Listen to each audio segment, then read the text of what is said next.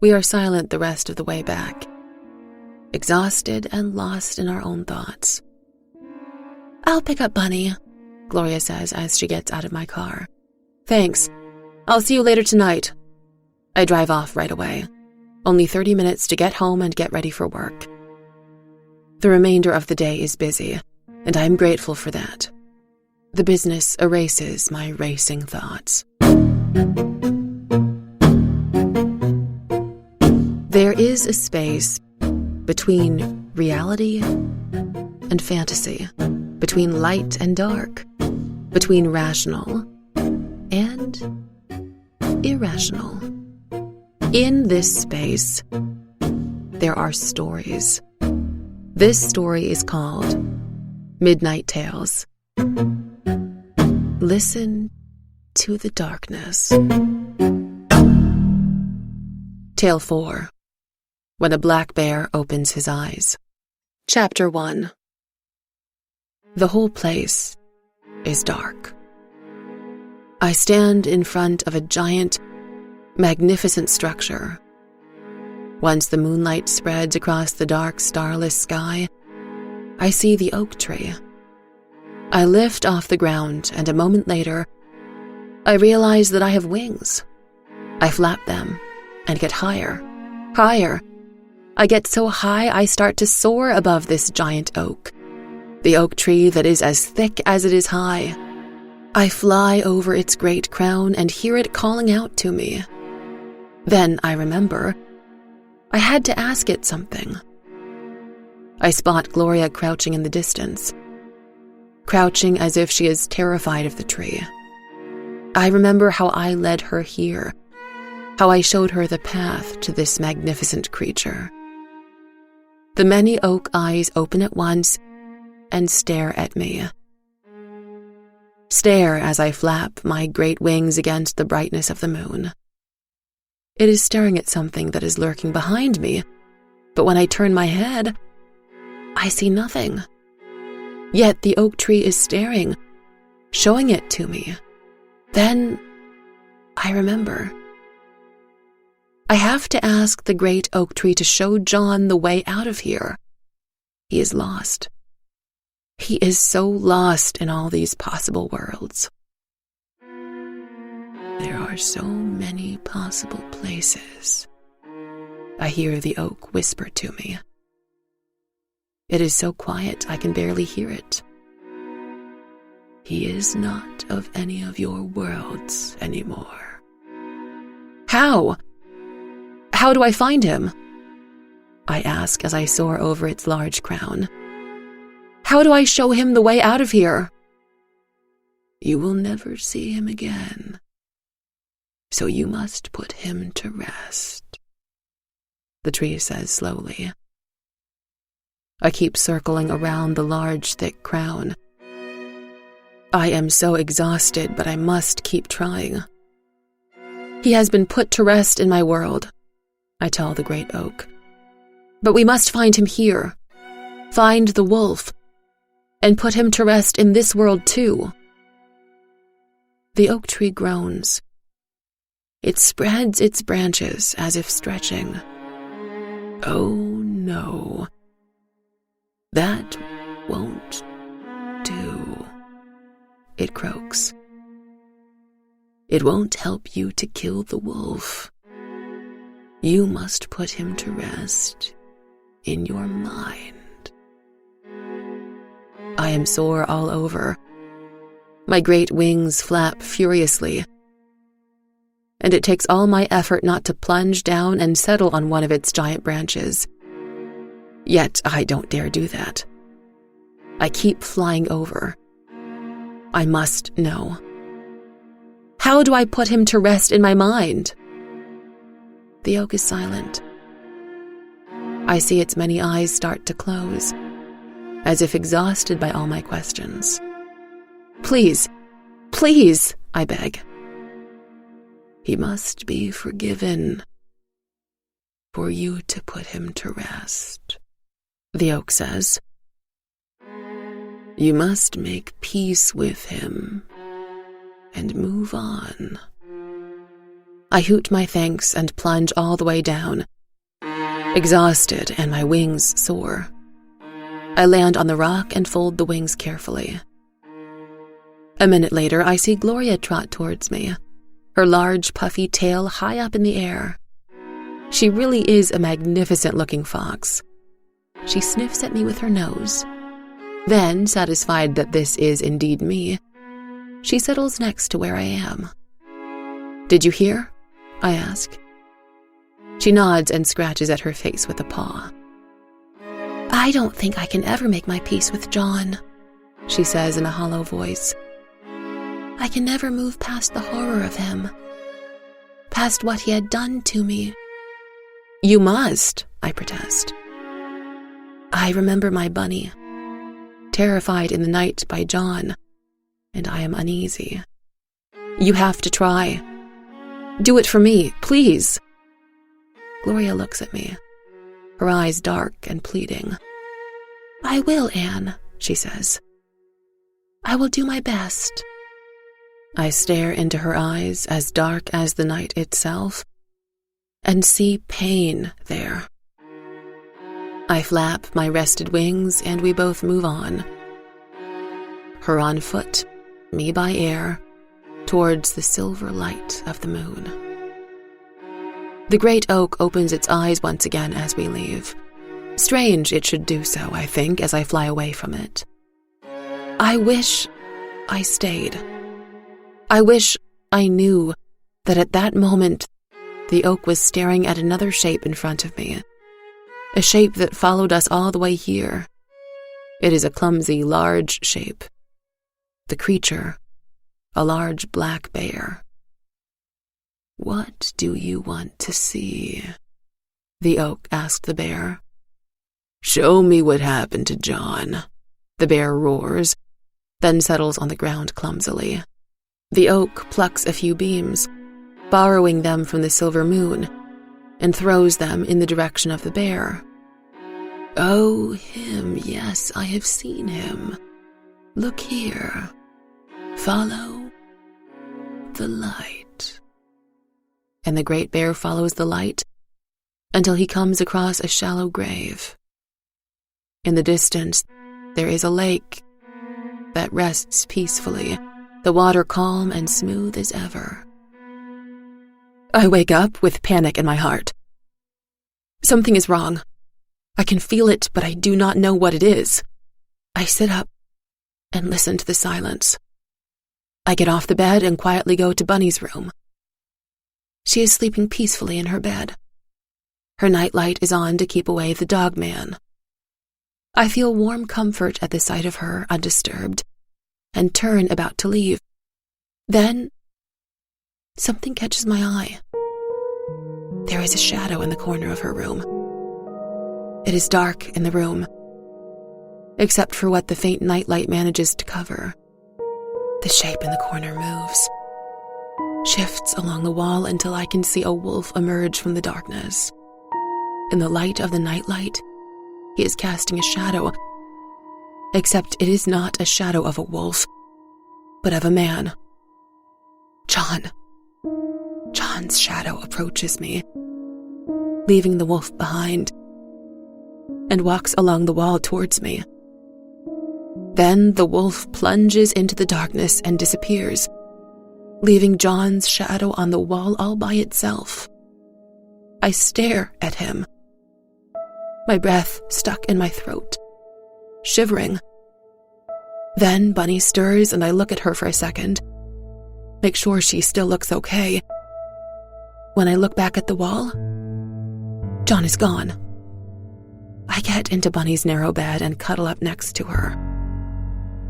I study the shapes of the shadows that the nightlight makes until I fall asleep again.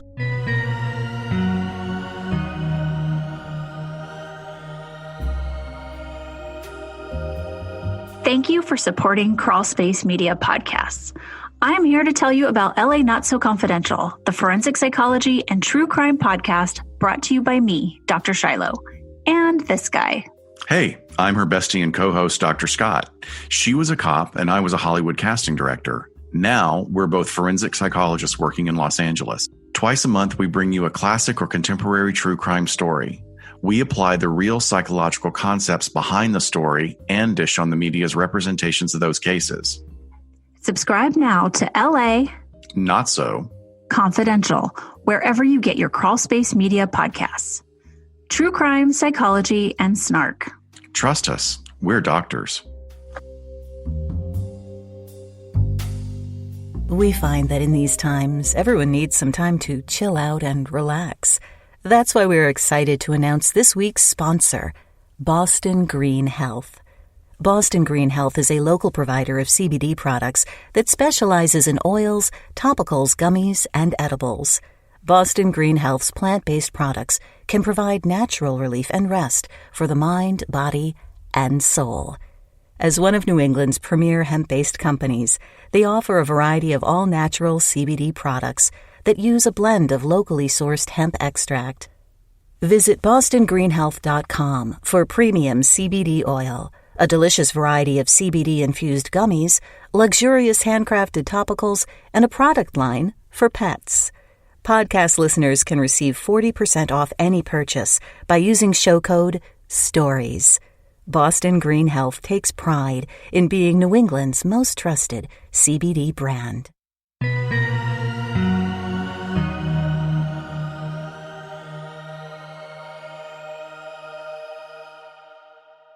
The morning is bright and sunny.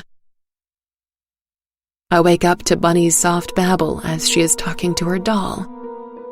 I rest my head on my hand and smile at her. "Did you sleep okay, baby?" She nods. "Did the dog man come back?" She looks at me, but there is no fear on her face. "No, Mommy. I hid from the dog man." "Really? How?" I try to keep my voice calm, but I am still worried. "I was a little bunny and I hopped." "A real bunny, Mommy?" She is excited about that, and I smile at the little pleasures she enjoys so much. "I was in the dark, and I could see the dog man, but he didn't see me. He wasn't that scary," she adds as she brushes her doll's hair. "Then a branch lifted up, and a tree told me to hide." "A tree?" I sit up a little. Bunny nods. "Yes, a big tree hid me in its branches, so the dog man had to leave. And I got to hop and hop. It was great, Mommy." "Listen, Bunny. Do you remember the tree?" She looks at me again. "It was a tree, like a big, big one, with big branches and all those eyes, like this." She blinks at me, trying to imitate the slow way in which the oak tree opens and closes its eyes. "Mommy, I'm hungry." I get on my feet. I don't have a shift today. "All right, baby. Mommy will make you some breakfast. You want pancakes?" She nods and runs to the bathroom. I dress and go to the kitchen to make her food. Later, once I get Bunny on the bus, I fish out a pack of cigarettes out of my car's glove compartment. I light one and smoke, sitting on the steps that lead to my door. My heart jumps when I hear the phone ring. I put out the cigarette, rubbing its burning end against the crumbling concrete of my steps, and run to the kitchen. "Hello?" "Anne." It is Gloria. My heart sinks when I hear her voice. She sounds so... What is it? "Anne, you gotta come fast." She is almost crying, and I can now place the sound of her voice. It's full of despair. "What is it?" "Luke is on his way over. He called me and told me he knows what happened to John. Told me he had to speak to me." She sighs. "I called in sick for work. Anne, I can't." She starts to sob, and I can hear her choking on her own tears. "Anne, I cannot do this alone. I won't tell him. I'll say it was all me, but I gotta have you." She sobs as she talks. It is hard to understand what she is saying. Gloria! Gloria! I scream into my phone. Get a grip! You cannot fall apart in front of Luke. Anne, why did I do this, Anne? I am a fool! What a fool I am! Gloria repeats this over and over again. Listen, I tell her. Listen to me. Go wash your face, put your makeup on, and act as if you know nothing. I'm coming. Okay, I hear a faint voice on the other end, but that is all I need. I hang up and run outside, jump into my car, light up a cigarette, and drive as fast as I can to Gloria's. When I pull up to the familiar driveway, Luke's car is already there. I read sheriff on the side of it as I pass by. My heart is beating so slow I have to feel for my pulse outside of Gloria's door, just to make sure I am still here, to make sure I am still present. I walk in without knocking. Luke stands while leaning his arm on the fireplace mantel. His hat rests against his large stomach. Gloria is sitting on the couch, her body shriveled up and small, as if she suddenly shrunk. Anne, I am sorry. You will have to come back later. Gloria and I are having a private conversation. Luke walks towards me. His face is as serious as I had ever seen it. His large body is moving slowly and clumsily toward me, shielding Gloria from view. Anne can stay. I hear Gloria's voice from behind Luke. Luke shakes his head. Anne has to go. This is a difficult conversation. Gloria gets off the couch and steadies herself by leaning on an armchair. Anne knows what happened. She is calm. Luke looks at her, as if measuring her up. So, you'll tell me then? Gloria looks at me, those pleading eyes. I know she will never mention my name, know she will stubbornly tell everyone it was only her who did it. And yet I cannot let her be all alone like this. Tell him what John had done! I hear myself shout. Tell him, Gloria! Gloria sits down and stares ahead, a vacant look on her face. Do you know what happened? Luke asks me. I stare at him, not sure what to say. I don't know what he knows. I shouldn't even be here, Luke says as he puts his hand through his hair and stares at the floor. I've known you both since you were little. I thought I'd give Gloria a chance to tell me. Tell me before it all goes down. He looks at me now. I can tell that he knows everything, or most of it at least. His eyes tell me. On the next episode of Midnight Tales. Then Luke stands up and walks back and forth slowly. The way this worked out, it looks bad. This is a murder.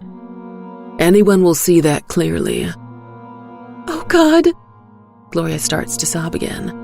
Luke, please, can't you do anything? Thank you for listening to Midnight Tales, a Crawlspace media production of a Pi-Rational story from the in-between. Voice acted by me, Natalie Naudus. Music and post-production by David Williams. Written by Pi-Rational writer. Stories from the In-Between is part of the Crawlspace Media Network family.